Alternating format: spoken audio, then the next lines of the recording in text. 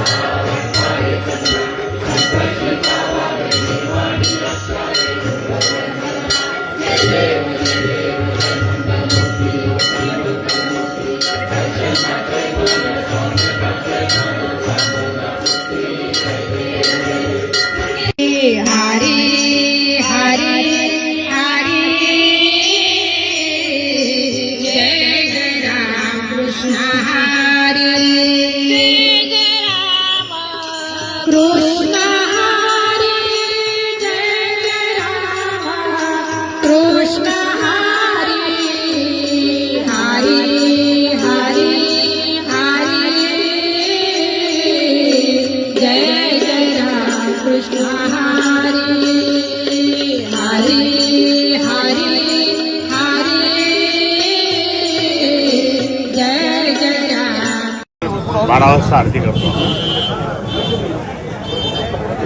ढाचा पडला, ढाचा पाडण्यासाठी त्या ठिकाणी आम्ही सर्वजण कारसेवा केली होती, ती स्वतः, आणि रात्री 3:30 वाजेपर्यंत कारसेवा केली त्या दिवशी, आणि वेगळ्या प्रकारचा आनंद निर्माण झाला मला। पण मी या ठिकाणी हे सांगतो की आज मंदिराचं निर्माण झालं, मंदिराचं पूर्णपणे निर्माण होऊन त्या ठिकाणी आता काम सुरू झालं। पण मंदिराचं निर्माण झाल्यानंतरची ही आरती पहिली आरती आहे, आणि आता ही दरवेळेस 6 तारखेला त्या ठिकाणी आरती होत राहील। ढाचा पडल्याच्या नंतरची त्या ठिकाणी ती आरती आणि मंदिराची आरती असं त्या ठिकाणी आम्ही करतो। प्रभू रामचंद्रांच्या आशीर्वादाने त्या ठिकाणी शिवसेना प्रमुख माननीय बाळासाहेब ठाकरे यांनी आम्हा सर्व आमदारांना त्यावेळेस पाठवलं, जा तुम्ही त्या ठिकाणी कारसेवा करायला। आम्ही सर्व कारसेवा करायला गेलो।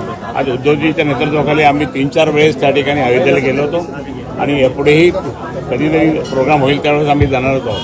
परंतु आज प्रभू रामचंद्र जे काही मंदिर झालं, मंदिर फक्त काय आपलं एकट्याचं नाही आहे किंवा बाकी कोणाचं नाही आहे।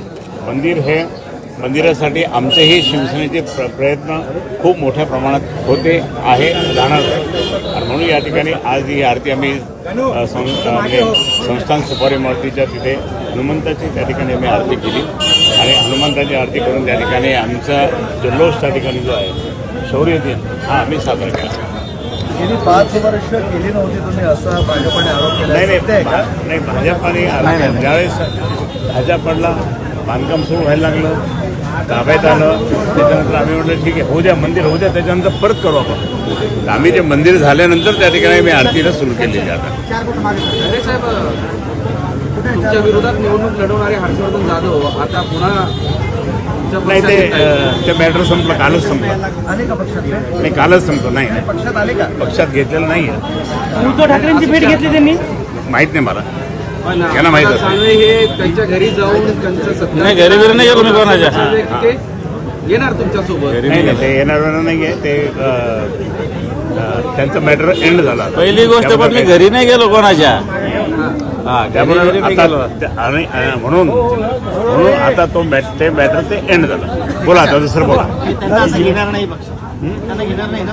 एंड झालं सांगितलं, आता कशाला विचारतो? हे राजेंद्र जंजाळ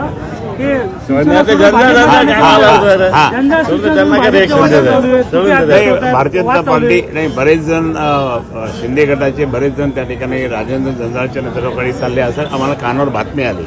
आता प्रत्यक्षात ज्यावेळेस गेल्यानंतर आम्ही म्हणू हे गेले म्हणून, पण तुम्हाला आनंद होतो तिकडे गेलेला? नाही, त्यांच्यात भांडणं होणार, आता खूप प्रचंड भांडणं होणार आहे, आणि त्या भांडणाचा फायदा त्या ठिकाणी आम्ही पण घेऊन नको ना।